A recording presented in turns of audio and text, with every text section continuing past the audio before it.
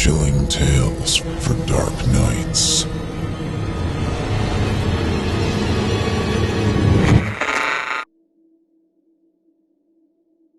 The Woman in the Niqab by Lindsey Goddard.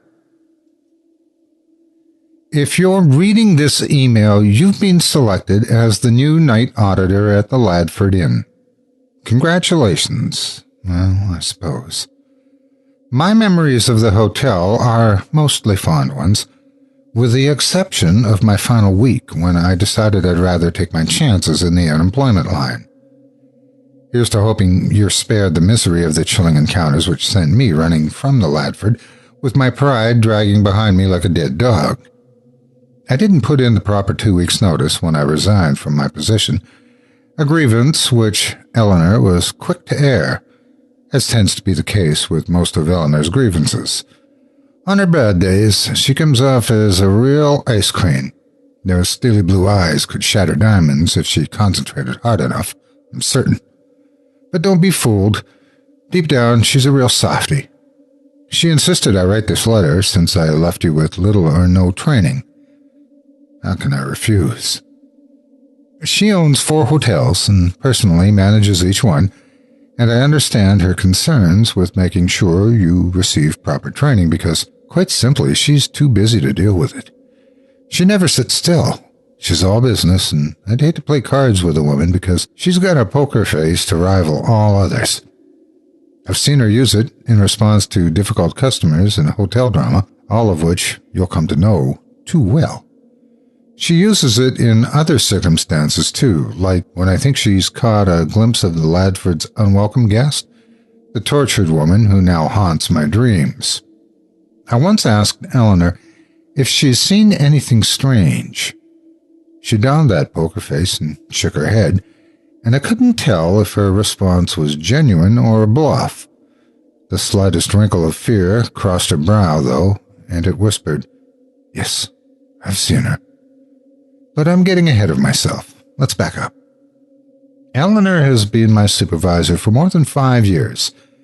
Despite her tough exterior, she's always shown me kindness, which is why I agreed to write this letter. She asked me to give you some pointers and share with you, my predecessor, all the expert advice I've gathered in half a decade on the job. This isn't going to be that sort of letter. If Eleanor had chosen you for the position, I'm sure you're plenty bright and capable of handling things on your own. Besides, there's something more important I need to tell you. Forget about room keys and guest service for a moment. I need to warn you about the woman in the Niqab. 3 weeks ago, a Pakistani man by the name of Samir Ahmed came to stay at the hotel after arriving in the States. The construction of his new home was running behind. It would be several days before it was finished and ready to pass inspection. He was stuck in limbo between his old home in Pakistan and his newly built American mansion. He'd paid good money, more money than I could dream of spending on a house, and he was furious at the situation. The spoiled son of an oil company CEO, he didn't care for the public aspect of a hotel, sickened by the inconvenience of being forced to lay his head where so many others had laid theirs. He let his frustration show, always tense, biding his time with every painstaking tick of the clock. His dark eyes twitched when he spoke, his bronzed complexion flush with impatience. He had an assistant by the name of Tahir, a short Pakistani man, very soft-spoken and polite, though his English was broken. Tahir was not staying at our 5-star hotel, but rather a ramshackle motel several blocks east, as his employer saw fit. He had dark circles under the dark circles in his eyes, and I was certain it was from dealing with the stressful antics of Mr. Ahmed. The wife, Mrs. Ahmed, remained a mystery to me throughout her 2-week stay. I never learned her first name, never dared to ask. She did not converse with men outside her immediate family, only occasionally whispering in her husband's ear. She most likely didn't know a word of English. With no reason to establish a first-name basis between the two of us, I accepted her as a blank slate, an unknown guest. But after so many years of getting to know my guests on a personal level in order to better accommodate their needs, I admit it felt odd to have this one slip through my fingers. You know how skimpy clothing is often referred to as leaving nothing to the imagination? Well, Mrs. Ahmed's wardrobe left everything to the imagination. I was familiar with such cultural garments from textbooks, television, and newspapers, but I'd never seen one close up. A niqab, that's what they're called.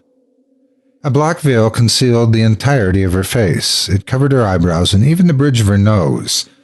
The eye slits were narrow, and I remember thinking it would drive me nuts to have all that cloth in my peripheral vision. A headdress draped her shoulders and hung down her back, and not a single strand of hair could be seen. I hid my discomfort as best I could, mindful not to hurt the feelings of the woman beneath the shroud. Different strokes for different strokes, I always say. I noticed that even her fingers were hidden beneath gloves. Her hands left no prints where she leaned up on the counter, and I thought she might as well be a ghost. It was a perfectly innocent thought, which seemed so ominous in retrospect.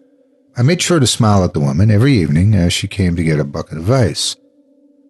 I wished to make her feel as comfortable as possible.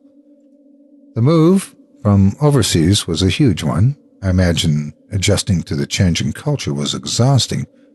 I have no way of knowing if she smiled back, but a couple of times she nodded in my direction before hurrying over to the ice machine. I assume Mr. Ahmed had some personal use for the ice, as he would yell for her to hurry up if she took a few seconds too long.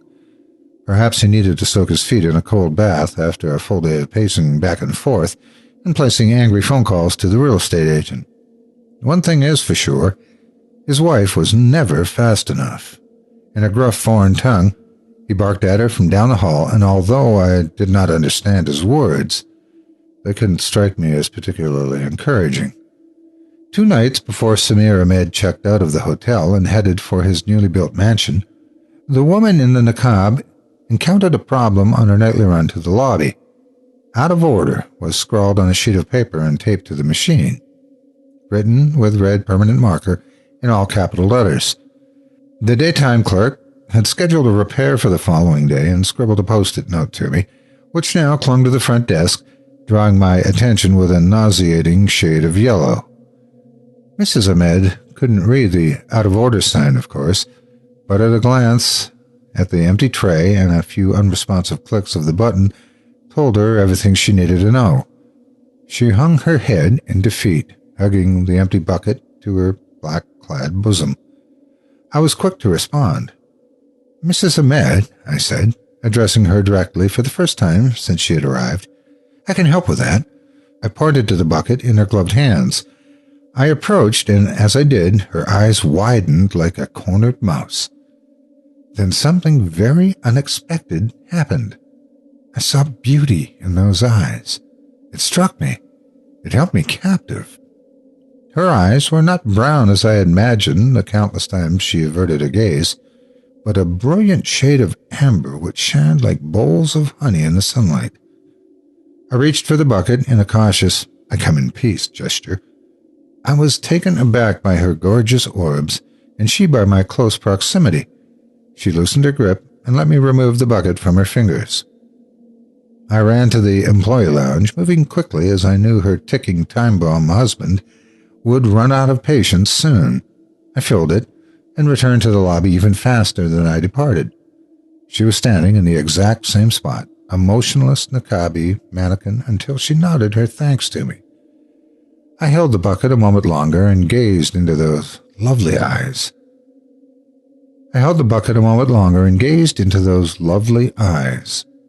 Amber is a rare color, the color of my first girlfriend's eyes, the thought of whom still causes my heart to race.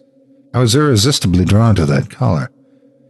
"We plan to have the ice machine fixed by tomorrow evening," I said. I was stalling, though I wasn't sure why. "There's another one on the second floor if you need it." Recalling our language barrier, I frowned. Pieces of ice fell to the carpet as I handed the silent woman her bucket, now brimming with frozen cubes. Then I noticed Mr. Ahmed 6 doors down, his head poking into the hall. His olive complexion was flushed with blood as he observed our one-sided conversation with an unpleasant scowl. I immediately turned and made a beeline for the desk, hoping I hadn't caused the woman any troubles. 30 minutes later, I received a noise complaint from room 110. A middle-aged businesswoman by the name of Susan Bennett had been staying in 110. She was a quiet, introverted woman. She tipped the staff well and kept her room tidy without much help from housekeeping. She didn't strike me as a prankster, so I believed her when she told me she'd heard horrible screams coming from the next room. I was suddenly tense. An icy knot formed in my stomach. My mouth went dry, and all I could do was force a small amount of saliva down my throat and try to locate my voice. Needless to say, I had a bad feeling about Mrs. Bennett's noise complaint. Had the screams come from Mrs. Ahmed in 112? Was she in some kind of trouble with her husband? I couldn't help but wonder, did I cause a fight between them? I didn't think such an innocent encounter would cause marital tension, but the look on Samir's face had been so angry. I assured Mrs. Bennett I would look into the matter, confirmed the time of her wake-up call while I had her on the line, and bid her good night and sweet dreams. Beads of sweat formed on my brow as I made my way down the hall. The couple who had stayed in room 108 had checked out this morning, and no one else had rented the room. The noises must have come from 112. I approached the door and knocked, lightly at first. Nobody answered. I knocked again, this time speaking through the wall as well. "Mr. Ahmed, it's hotel management. We'd like to make sure everything is all right." I heard him unlock the deadbolt and fasten the latch. He opened the door about 2 inches and peered through the crack. The metal latch prevented it from opening any further. Mr. Ahmed was breathing hard. Perspiration moistened his forehead, and his black hair glistened like an oil slick. "All is fine," he bluntly assured me. I tried to peer over his shoulder into the room, but he deliberately filled every inch of the opening and cleared his throat as if to say, "Get on with it. What is this about?" A guest reported hearing a scream through the walls. I was worried Mrs. Ahmed may have taken a fall or twisted her ankle. "All is fine," he repeated, glaring at me with dark eyes.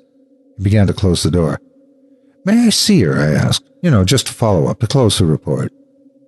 He stopped and flashed me an insulted expression. "She is not veiled. No visitors. You can close the report." He shut the door in my face.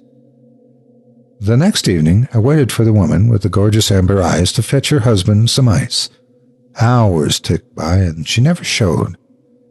I sat alone at the desk, reading a novel and trying not to notice the absence of a certain shrouded lady. I rubbed my arms, warming them against a chill that had lingered in the lobby all night. No matter how I adjusted the thermostat, a cold draft remained, coaxing my body hair on end like a snake charmer. I thought maybe I was coming down with a virus, because I started getting really cold, to the point where I started to shiver. For a moment, I thought the woman in the Niqab must have slipped past me as I was reading my book, because the ice machine grumbled to life. I looked up, but nobody was there. The lone machine hurled ice cubes with a steady clink, clink, clink. It seemed louder than it ever had before and worked aggressively, shaking back and forth as it spewed chunks of frozen water into an overflowing tray. I raised an eyebrow as I watched this mechanical wonder, an appliance that turned on by itself and whipped itself into a frenzy. "Some repairman," I mumbled. I pulled a bookmark from the drawer, set it in place, and closed the book. I could hardly concentrate with all the racket. Besides, I needed to unplug the blasted thing before the carpet got riddled with puddles.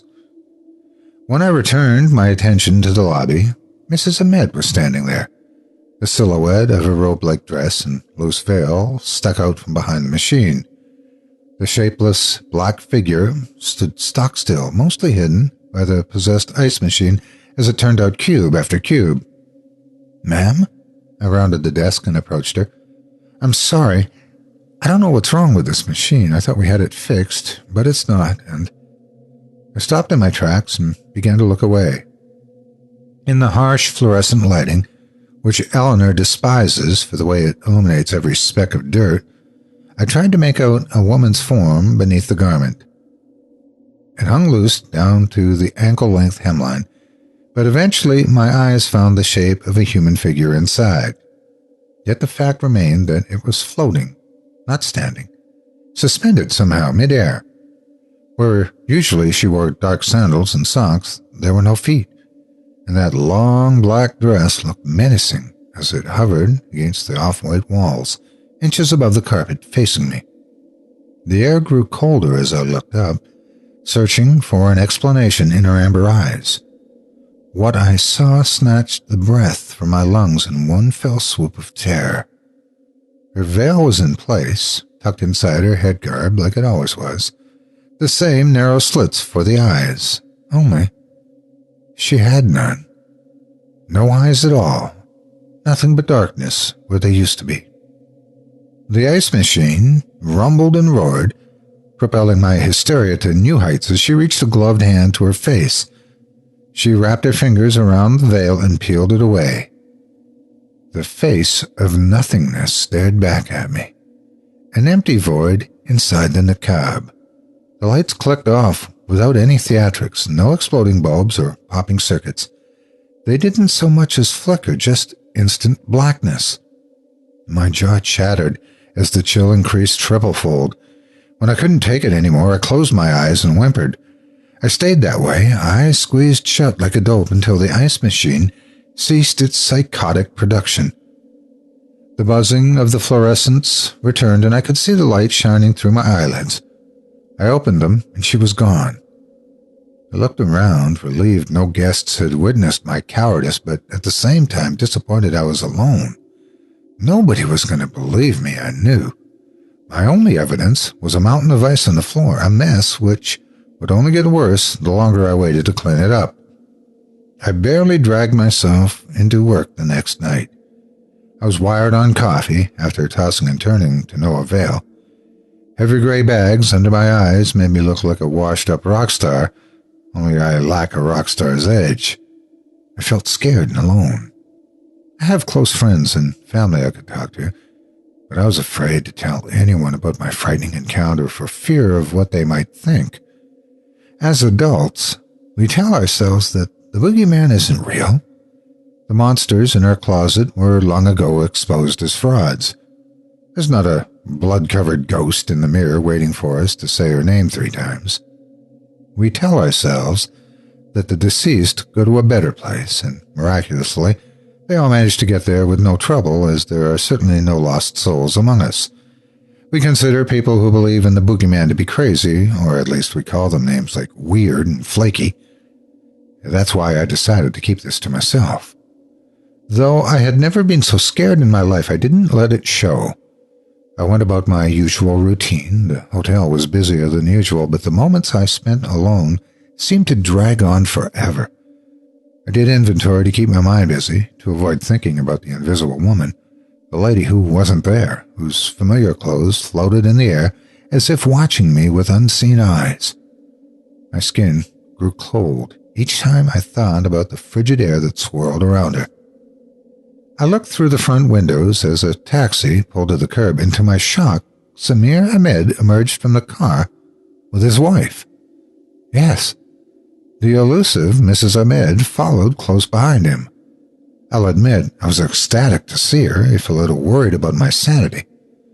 I had worked myself into a frenzy thinking something had happened to her, and after seeing those terrible things, it was a mixture of satisfaction and confusion to see her walking toward me now. The revolving glass door caught the red glow of the taxi's taillights as they entered the building with Samir in the lead. It was close to his usual bedtime, and I figured they were returning from a late dinner at a crowded restaurant. I had to suppress a smile as I envisioned the impatient millionaire forced to wait for his meal, though my smile faded as I wondered how Mrs. Ahmed managed to eat through that veil. He approached the desk and proceeded to inform me that this would be his final night at the Ladford. His new home was ready. He'd be leaving in the morning and needed a luggage rack promptly at 7. The moment he looked away, I stole a glimpse at his wife. Just one last look to commit to those gorgeous amber eyes to memory. I feared I had suffered a mental collapse, and I was hoping to replace the image of the floating Niqab and its empty veil with something more palatable.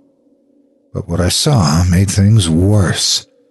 It sent a jolt of shock to my heart. Her black veil was in place, with the same rectangular slits for the eyes. But the woman's eyes had changed. They were different. No longer the glistening pools of honey I admired 2 nights prior. Her dark brown eyes showed no signs of recognition as she observed me with indifference. The old Mrs. Ahmed had always averted her gaze. She never looked directly at me, not until the night by the ice machine. Yet those chocolate brown eyes studied me so alert. The wrong shape, the wrong color, the wrong personality. Imposter, I thought, but didn't say. He's replaced his wife, just like that. Replaced her. A chill crept down my spine. I willed it away, not allowing my body to betray my suspicions. I finished my business with Mr. Ahmed, and I avoided any further eye contact with the mysterious woman at his side. The loneliest part of the night shift comes around 3 a.m. The drinkers and party animals have all gone to bed. The early risers have not yet risen. The ticking of the clock resonates in some deep part of the soul which needs to be around people. Because anything can happen when you're alone. I was contemplating the woman in the Niqab and how she was not the same woman Samir Ahmed had arrived with several nights ago when the lights blinked off one by one. All around the lobby, bulbs flickered and went out. The hallway to the guest rooms was left in utter blackness. I remember noticing the other electronics were still working, the computer and the vending machine. I wondered what would cause the lights on several different circuits to fail. I felt a familiar chill in the air, a drop in temperature which caused my jaw to chatter. The lobby became downright frigid and my breathing grew heavy, despite my best efforts to keep calm. I scanned my surroundings, the vending area, the sofa and coffee table piled with magazines, the elevator, the hallway, the stairwell. I flicked my eyes from place to place and told myself the coast was clear. Yet my eyes were drawn back to the hall. I gulped, and a wad of saliva stopped halfway down my throat. Nervous bile rose from my stomach. I tried to focus, to make sense of what I saw. There was something in the hall, someone, but they didn't walk upright, which is why I hadn't noticed them at first. Instead, they crawled through the darkness like a spastic inchworm, clawing at the carpet with spindly fingers. One good leg propelled them forward as the other dragged behind, seemingly useless below the knee. Foot twisted sideways like a broken doll. Shadows contrasted the waxen skin and dark hair. The figure kept coming, scraping along the carpet like a wounded soldier through the dirt, and after a few seconds, I made out the face of a woman beneath her hair, which seemed to fall in every direction at once. Her neck was wrenched at a painful-looking angle, her scalp and face pointing the wrong way. Many of her bones were bent and twisted. Her advance was sketchy. Her joints popped with each movement, and her muscles strained, skin ripe with bruises. She pulled herself into the light of the vending machines, and I saw the blood crusted on her lips and skin, dark splotches down her chest. I had plenty of time to call for help, to run over and assist the injured woman. But I'm no fool. I may be a skeptic in matters of magic, demons, and astrology, but I recognize a ghost when I see one. Her raspy breathing caused me to hold my own breath as she dragged herself into the lobby. She never looked at me, not once, and I must admit I was relieved. The only thing preventing me from running into the night screaming like a little girl was the lack of eye contact she had bestowed on me so far. The thought of this dead thing looking at me with those blackened eyes and acknowledging my existence, that would have been my final straw. But it didn't happen. Not even an upward glance. She kept crawling in that slow, labored manner until she had disappeared behind the sofa, leaving me to wonder what to do. I stood my ground, hoping the lights would flicker to life, or the phone would ring, or a guest would come wandering down the hall. Anything to end this moment. Every horror story must end, and I knew this wasn't over yet. I groaned. I couldn't stand in the dark forever, but this was her game, not mine. Why should I have to make the next move? I was scared, dangerously close to wetting my pants.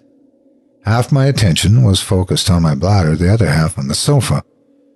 When no light returned to the room and no guests appeared to run interference, I knew the ball was in my court. I gulped and stepped forward. The snack machine lit my path as I rounded the desk and made my way to the lounge area. I kept going around to the back of the sofa. Sitting in the soft glow of the soda machine was a large trunk I had never seen. It looked heavy, made from a solid wood craftsmanship that doesn't seem to exist anymore. Dark leather lined the surface with a metal latch in the middle and two belt-like straps on each side. I was certain it hadn't been there before. I spotted keyholes where the latches came together, and I knew I couldn't open it. Fine with me. I didn't want to anyway. I turned and prepared to walk away and told myself 3 things. A. Someone had misplaced their luggage. B. I needed to see a shrink. And C. I needed to fix the lights before we received a complaint. The trunk began to rattle. Stopped in my tracks and listened. It was such a low rumble I was barely sure I heard it until the trunk started thumping and banging against the floor.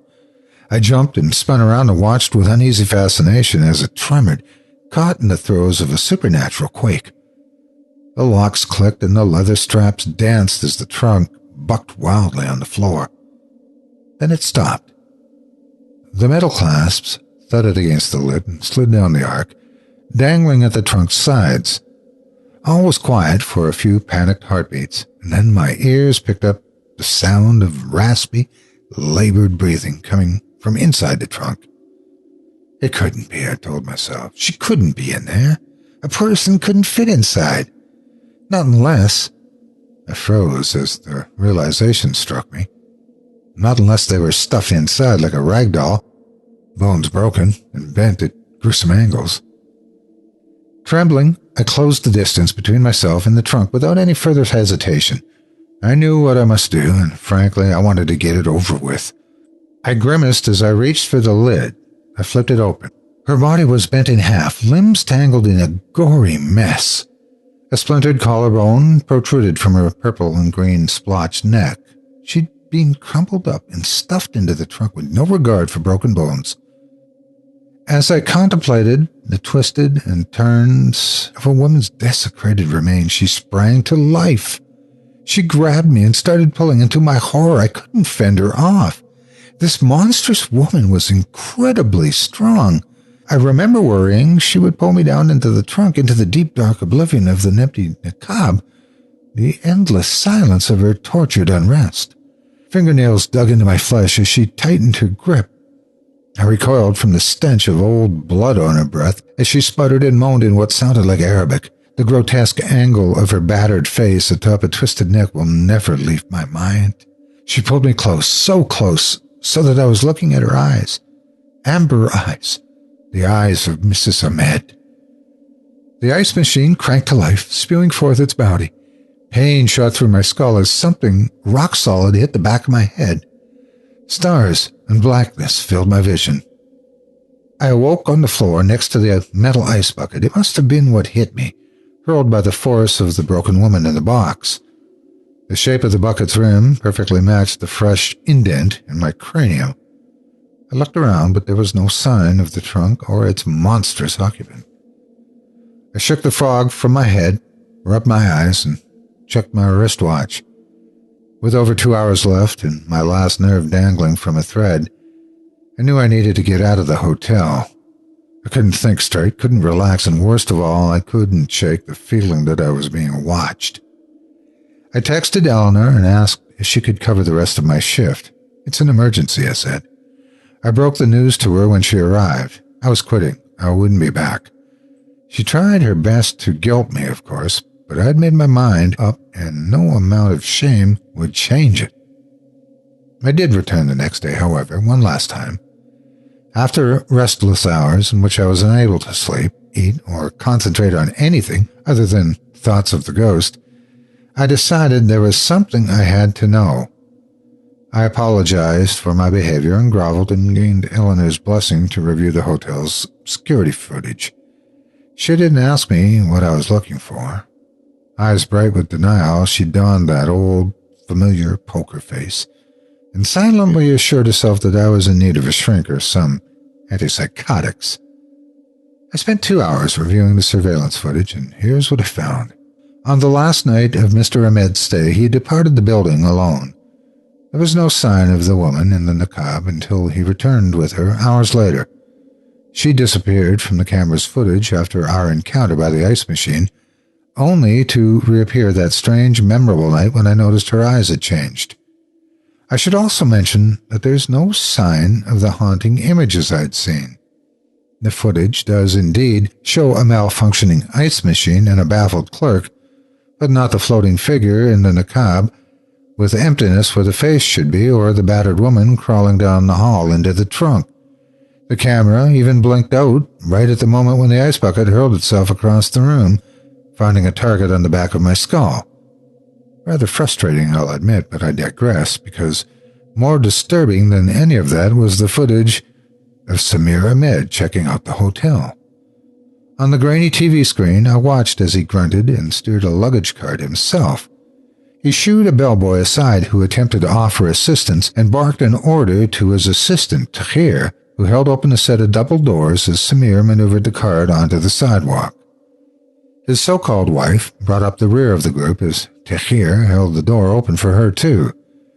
And that was the last I saw of the leather-bound trunk with its straps fastened tight and middle latch securely locked as it thumped along with the other baggage, hiding in the Pakistani millionaire's dirty laundry. I'm certain the person in the cab on this last piece of footage is not the real Mrs. Ahmed, but I'm alone in this knowledge. To be honest, I don't expect anyone to believe me. Unless you see her, the woman in the niqab who floats in her robes with no body and no face, a cold and beaten corpse who crawls the hallway and plays with electricity and throws metal buckets. But I wonder, is it just me?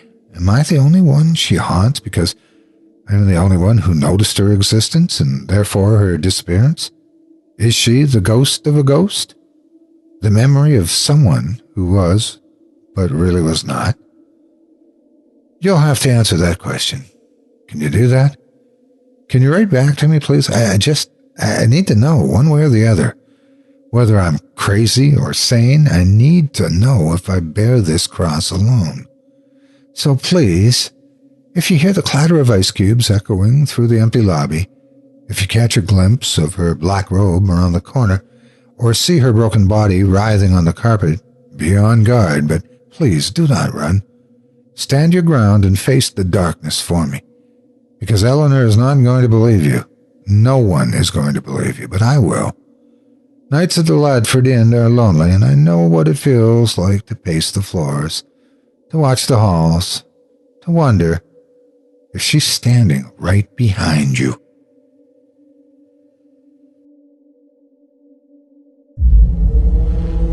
Chilling tales for dark nights.